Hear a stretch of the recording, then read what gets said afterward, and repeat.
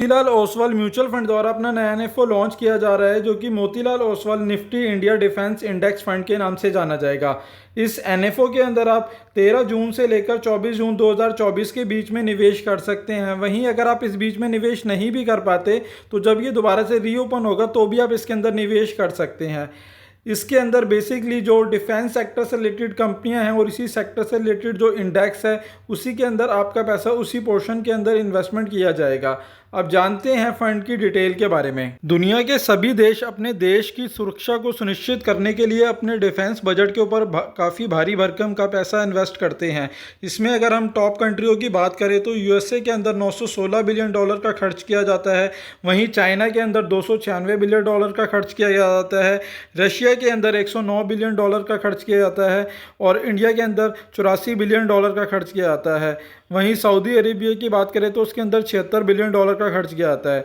तो आप इस पोर्टफोलियो के अंदर आप देख सकते हैं कि डिफेंस बजट पे खर्च करने के नंबर पर इंडिया चौथे नंबर पर आता है, जो अपने जीडीपी का बहुत बड़ा पैसा डिफेंस सेक्टर के ऊपर खर्च करता है। डिफेंस सेक्टर की बात करें तो जहां पर पहले भारत ज़्यादातर डिफेंस से जुड़े अपने आइटम को इंपोर्ट करता था, वहीं अब इस कैटेगरी में भारत एक्सपोर्ट भी करने लग गया है। इसमें सबसे बड़ा उदाहरण आप ब्रह्मोस का देख सकते हैं, तेजस है, इसके अंदर आर्टिलरी गन हो गई। इस तरीके के सारे इक्विपमेंट ना केवल भारत आज अपनी ज़रूरतों के लिए बना रहा है, वहीं दुनिया को भी इसको एक्सपोर्ट भी कर रहा है। तो इस सेक्टर के अंदर भी ग्रोथ की बहुत बड़ी संभावना है। डिफेंस सेक्टर की मेजर कंपनियों की बात करें तो इसके अंदर हिंदुस्तान एरोनॉटिक लिमिटेड आता है और भारत इलेक्ट्रॉनिक्स आता है।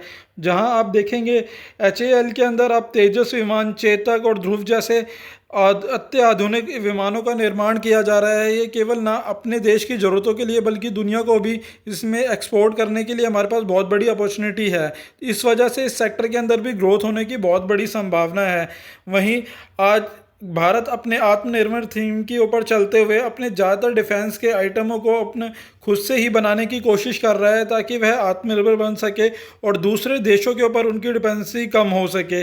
इस तरीके से इस सेक्टर के अंदर गवर्नमेंट का भी फोकस है और वह ज़्यादा से ज़्यादा इसके ऊपर पैसा भी खर्च कर रहा है ताकि वह खुद से आत्मनिर्भर बन सके। Nifty India defence total return index की अगर टॉप 10 कंपनियों की बात करें तो उसके अंदर हिंदुस्तान एरोनॉटिक्स आती है, भारत इलेक्ट्रॉनिक्स आती है, सोलर इंडस्ट्री आती है, भारत डायनेमिक लिमिटेड आती है, कोचिन शिपयार्ड आती है, मझगांव डॉक शिपयार्ड आती है, अस्ट्रा माइक्रोवेव प्रोडक्ट लिमिटेड आती है, वहीं डाटा पैटर्न्स आती है और गार्डन रिच कंपनी आती है, वहीं मेट्रो टेक्नोलॉजी लिमिटेड कंपनी आती है, जिनकी इसके अंदर अगर टोटल 10 कंपनियों की बात करें तो इनकी हिस्सेदारी 94% की आती है। वहीं अगर हम Nifty India defence total return index का कंपैरिजन निफ्टी 50 से करते हैं तो जहां 2019 के अंदर निफ्टी 50 का 13% का रिटर्न रहा था, वहीं इसने 2% का रिटर्न दिया था। 2020 में वहीं 16% का रिटर्न निफ्टी 50 का रहा था और इसने 11% का रिटर्न दिया था। वहीं 2021 से आप देखेंगे कि कितना ह्यूज चेंज आया है इसके अंदर, जहां निफ्टी 50 ने 25% का रिटर्न दिया था, वहीं डिफेंस इंडेक्स ने 60% से ज़्यादा का रिटर्न दिया था, वहीं 22 के अंदर 66% से ज़्यादा का रिटर्न दिया था, 23 के अंदर 91% से ज़्यादा का रिटर्न दिया था और 2024 के अंदर 59% से ज़्यादा का रिटर्न दिया था। तो आप देख सकते हैं कि लास्ट के 5 सालों के अंदर डिफेंस इंडेक्स ने काफ़ी बड़े मार्जिन से निफ्टी 50 को बीट किया है और आगे भी इस सेक्टर के अंदर ग्रोथ की बहुत बड़ी संभावना है। वहीं बात करें तो ये एक सेक्टर रिलेटेड इंडेक्स है तो उसके अंदर हाई रिस्क और हाई रिटर्न की पॉलिसी काम करने वाली है, यानी इसके अंदर आपको ज़्यादा रिस्क भी रहेगा और ज़्यादा रिटर्न मिलने की भी चांसेस हैं। इसके अंदर आप देख सकते हैं कि Nifty India defence total return index का पिछले 1 साल का रिटर्न अगर हम देखते हैं तो 177% का रहा है, वहीं 3 सालों का 89% का रहा है और 5 सालों में 55% का रहा है। वहीं अगर हम इसको निफ्टी 50 से कंपैरिजन करते हैं तो निफ्टी 50 का 23% का सालाना रिटर्न रहा है, वहीं 3 सालों में 14% का रहा है और 5 सालों में 15% का रहा है। वहीं अगर इसकी वॉलेटिलिटी की बात करें तो जहां इसके अंदर डिफेंस के अंदर 26% की वॉलेटिलिटी रही है 1 साल के अंदर, 3 सालों में 24% की रही है और 5 सालों में 26% की रही है। वहीं निफ्टी 50 टोटल रिटर्न इंडेक्स के अंदर यही वॉलेटिलिटी पिछले 1 सालों में 10% की रही है, 3 सालों में 13% की रही है और 5 सालों में 18% की रही है। तो आप देख सकते हैं इसके अंदर आपका रिस्क भी हाई रहने वाला है और रिटर्न भी हाई मिलने के ज़्यादा चांसेस हैं। इसमें आप इस एसआईपी का भी सालाना रिटर्न देख सकते हैं। अगर किसी व्यक्ति ने 10,000 रुपये की अपनी SIP शुरू की होती पिछले 1 साल के अंदर, तो उसने जो अपना पैसा जमा किया होता वह किया होता 1,20,000 रुपये, और यही पैसा पिछले 1 साल में बढ़कर 2,27,000 रुपये तक हो चुका होता है। यहाँ पर आप रिटर्न देख सकते हैं कि पिछले 1 साल का लगभग 198% का रिटर्न रहा है। वहीं 3 सालों के अंदर 103% का रिटर्न रहा है और 5 सालों के अंदर 77% का रिटर्न रहा है। बट ये हाई रिस्क और हाई रिटर्न ही देने वाला इंडेक्स है। इस वजह से अगर आप नए निवेशक हैं तो इस फंड से दूरी ही बना के चले, और अगर आप एक मैच्योर इन्वेस्टर हैं तो आप इसके अंदर अपने निवेश के बारे में सोच सकते हैं। बट इन्वेस्टमेंट करने से पहले एक बार अपने फाइनेंशियल एडवाइज़र से सलाह जरूर ले लें। अब बात करते हैं स्कीम डिटेल के बारे में। Motilal Oswal Nifty India defence index fund, यह फंड एक open ended equity index fund है। तो उसके अंदर आप कभी भी इन्वेस्टमेंट कर सकते हैं और कभी भी विड्रॉ कर सकते हैं। वहीं बात करें इसके अंदर इन्वेस्टमेंट की, तो SIP और लमसम दोनों ही केस में आप 500 रुपये से अपने निवेश की शुरुआत कर सकते हैं। बात करें बेंचमार्क की, तो उसका benchmark Nifty India defence total return index का रहने वाला है। बात करें एग्जिट लोड की, तो यदि आप अपने पैसे को 15 दिन से पहले विड्रॉ करते हैं तो उस पर 1% का एग्जिट लोड लगेगा, और 15 दिन के बाद करेंगे तो उस पर किसी प्रकार का कोई एग्जिट लोड नहीं है। वहीं बात करें फंड मैनेजर की, तो यह स्वप्निल और मिस्टर राकेश के द्वारा फंड मैनेज किया जाना है।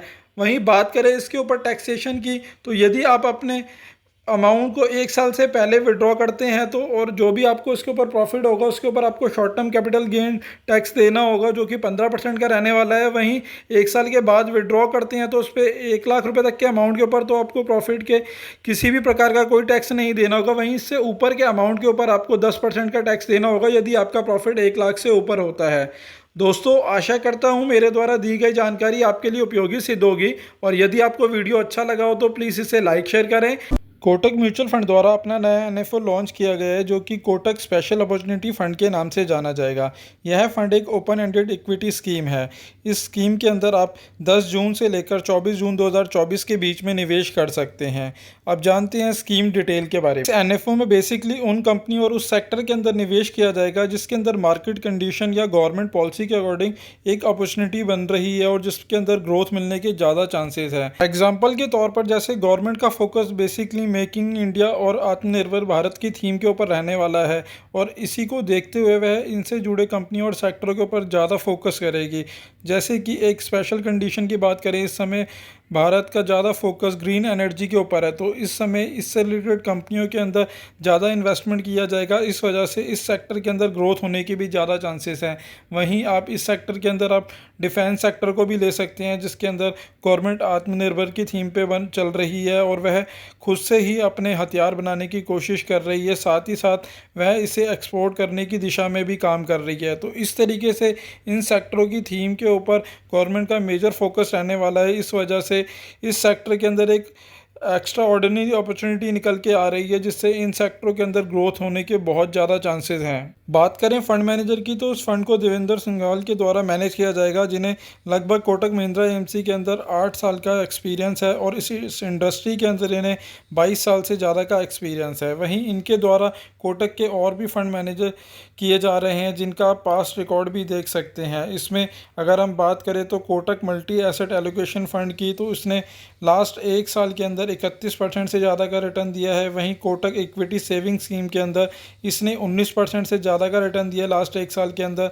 वहीं कोटक डेब्ट हाइब्रिड इक्विटी फंड ने इसके अंदर 16% से ज़्यादा का रिटर्न रहा है। वहीं कोटक मल्टी कैप फंड के अंदर 59% से ज़्यादा का रिटर्न रहा है पिछले 1 साल के अंदर। तो आप देख सकते हैं कि इन सभी फंडों ने हर पिछले पास्ट रिकॉर्ड के अंदर अपनी बेंचमार्क को बहुत अच्छे अंतर से बीट करा है। वहीं बात करें स्कीम डिटेल की, तो यह कोटक स्पेशल अपॉर्चुनिटी फंड के नाम से जाना जाएगा और इस फंड के अंदर आप 10 जून से लेकर 24 जून 2024 के बीच में निवेश कर सकते हैं। वहीं यह एक ओपन एंडेड इक्विटी स्कीम है, तो उसके अंदर आप कभी भी इन्वेस्टमेंट कर सकते हैं और कभी भी विड्रॉ कर सकते हैं। वहीं बात करें इस फंड के बेंचमार्क की, तो उस फंड का benchmark Nifty 500 total return index का रहने वाला है। वहीं बात करें एसेट एलोकेशन की, तो उसके अंदर इक्विटी और इक्विटी रिलेटेड इंस्ट्रूमेंट के अंदर 80 से 100% तक का एलोकेशन हो सकता है। वहीं इक्विटी और इक्विटी रिलेटेड इंस्ट्रूमेंट के अंदर इसके अंदर 0 to 20% का इन्वेस्टमेंट हो सकता है। वहीं डेब्ट और मनी मार्केट के अंदर भी 0 से 20% तक का इन्वेस्टमेंट हो सकता है और यूनिट्स ऑफ रेट्स के अंदर 0 to 10% का इन्वेस्टमेंट हो सकता है। बात करें फंड मैनेजर की, तो यह मिस्टर देवेंद्र सिंघाल के द्वारा मैनेज किया जाएगा और बात करें इस फंड पे लगने वाले एग्जिट लोड की, यदि आप अपने पैसे को 1 साल से पहले विड्रॉ करते हैं 10% तक, तो उसके ऊपर तो किसी प्रकार का कोई एग्जिट लोड नहीं है। वहीं इससे ऊपर के अमाउंट के ऊपर आपको 1% का एग्जिट लोड देना होगा यदि आप 1 साल से पहले विड्रॉ करते हैं, और 1 साल के बाद विड्रॉ करेंगे तो उस पर किसी प्रकार का कोई एग्जिट लोड नहीं है। वहीं बात करें इन्वेस्टमेंट की, तो उसके अंदर आप केवल 100 रुपये से अपने इन्वेस्टमेंट की शुरुआत कर सकते हैं। वहीं अगर आपका नज़रिया 5 साल या उससे ऊपर का हो तो ही इस फंड के अंदर इन्वेस्टमेंट की सोचें, बट इन्वेस्टमेंट करने से पहले एक बार अपने फाइनेंशियल एडवाइज़र से सलाह ज़रूर ले लें, क्योंकि ये एक थीमेटिक कैटेगरी का फ़ंड है, तो इस वजह से इस सेक्टर के अंदर आपको हाई रिस्क और हाई रिटर्न की पॉलिसी काम करेगी। इसलिए अपने रिस्क को समझने के बाद ही इन्वेस्टमेंट का कोई भी डिसीजन करें। बड़ौदा पीएनबी प्रवास म्यूचुअल फंड द्वारा अपना नया एनएफओ लॉन्च किया जा रहा है, जो कि बड़ौदा पीएनबी प्रवास मैन्युफैक्चरिंग फंड के नाम से जाना जाएगा। इस एनएफओ के अंदर आप 10 जून से लेकर 24 जून 2024 के बीच में निवेश कर सकते हैं। वहीं अगर आप इस बीच में निवेश नहीं भी कर पाते तो जब ये फंड दोबारा से रीओपन होगा तो आप उस बीच भी निवेश कर सकते हैं। वहीं इसके फंड के अंदर जो आपका निवेश किया जाएगा वह मैन्युफैक्चरिंग से रिलेटेड कंपनियों और इसी सेक्टर के अंदर आपका निवेश किया जाएगा। अब बात करते हैं स्कीम डिटेल के बारे में। मैन्युफैक्चरिंग सेक्टर के अंदर ग्रोथ की संभावना की बात करें तो इस सेक्टर के अंदर ग्रोथ की बहुत ही बड़ी संभावना है। अगर हम 1990 से आज का कंपैरिजन करते हैं तो जहां पर कैपिटल जीडीपी 1990 में $348 की थी, वहीं अगर हम आज की करंट सिनेरियो की बात करें जो 2022 का डेटा है, इसके अंदर पर कैपिटल जीडीपी की बात करें तो $12,720 की है। वहीं जहां हमारे पहले लो पॉपुलेशन के यानी गरीबी रेखा से नीचे के जो लोग थे वह 1990 में जहां 93% थे, वहीं ये 2020 के डेटा की बात करें तो यह परसेंटेज घटकर केवल 2% की रह गई है। अगर बात करें कि एग्रीकल्चर के जीडीपी कंट्रीब्यूशन के अंदर तो जहां 1990 में यह 27% का था, वहीं 2022 के डेटा के अनुसार जीडीपी में कंट्रीब्यूशन 7.3% का ही रह गया है। तो आप देख सकते हैं कि एग्रीकल्चर के अंदर हमारी डिपेंडेंसी कम हुई है और हम और अदर सेक्टरों के अंदर भी अपनी ग्रोथ की संभावनाओं को तलाश रहे हैं। किसी भी देश की जीडीपी ग्रोथ के अंदर उसके मैन्युफैक्चरिंग सेक्टर का बहुत ही बड़ा रोल होता है। वहीं अगर देखें तो जहां पर 2008 के समय पर चाइना इस कंडीशन में थी जहां पर उसकी जीडीपी ग्रोथ में बहुत तेज़ी से वृद्धि हो रही थी, वही कंडीशन आज इंडिया की है। इस वजह से इस सेक्टर के अंदर ग्रोथ की बहुत ही बड़ी संभावना है और इस सेक्टर को गवर्नमेंट भी बूस्ट दे रही है क्योंकि इसके अंदर रोज़गार मिलने की भी बहुत संभावना है। मैन्युफैक्चरिंग इंडेक्स के अंदर देखें तो इसकी हिस्सेदारी 39% की है निफ्टी 500 इंडेक्स के अंदर। वहीं अगर कंपनियों की बात करें तो उसके अंदर 254 मैन्युफैक्चरिंग कंपनियाँ आती हैं जिनकी हिस्सेदारी निफ्टी 500 के अंदर आती है। वहीं अगर इसका हम कंपैरिजन निफ्टी 50 और निफ्टी 500 टोटल रिटर्न इंडेक्स से करते हैं तो इसने हर एक साल पिछले 10 सालों में अगर आप देखेंगे तो आउट परफॉर्मिंग किया है। जहां निफ्टी 50 ने पिछले एक साल के अंदर 27% का रिटर्न दिया है, वहीं निफ्टी 500 ने 39% का रिटर्न दिया और मैन्युफैक्चरिंग टोटल रिटर्न इंडेक्स के अंदर इसने 57% का रिटर्न दिया है। वहीं 3 सालों की बात करें तो इसने 26% का रिटर्न दिया है, 5 सालों में 23% का रिटर्न दिया है और 10 सालों के अंदर 17% का रिटर्न दिया है। तो आप देख सकते हैं कि Nifty manufacturing total return index ने पिछले 10 सालों में हर एक साल अपनी इंडेक्स को बीट किया है। इस लिहाज से इसके अंदर निवेश की बहुत बड़ी संभावना है और आगे भी ग्रोथ होने की बहुत ज़्यादा चांसेस हैं। बात करें स्कीम डिटेल की तो बड़ौदा पीएनबी प्रवास मैन्युफैक्चरिंग फंड एक थीमेटिक कैटेगरी का फंड है। वहीं यह एक ओपन एंडेड फंड है तो उसके अंदर आप कभी भी इन्वेस्टमेंट कर सकते हैं और कभी भी विड्रॉ कर सकते हैं। इसके अंदर आप लॉन्ग टर्म कैपिटल ग्रोथ के लिए आप इन्वेस्टमेंट कर सकते हैं, बट यह एक थीमेटिक कैटेगरी का फंड है तो उसके अंदर हाई रिस्क और हाई रिटर्न की पॉलिसी काम करने वाली है। वहीं बात करें इसके अंदर एसेट एलोकेशन की तो उसके अंदर आपका जो इन्वेस्टमेंट रहने वाला है इक्विटी और इक्विटी रिलेटेड इंस्ट्रूमेंट के अंदर 80% से लेकर 100% तक हो सकता है। वहीं इसके अंदर इक्विटी और इक्विटी रिलेटेड कंपनीज के अंदर अगर वेटेज की बात करें तो 0 से 20% तक रह सकती है। वहीं डेब्ट और मनी मार्केट के अंदर भी 0 से 20% का इन्वेस्टमेंट हो सकता है। Unit of mutual fund domestic schemes के अंदर भी इसके अंदर 0 to 10% का इन्वेस्टमेंट हो सकता है और यूनिट्स और रेट्स के अंदर भी 0 to 10% का इन्वेस्टमेंट हो सकता है।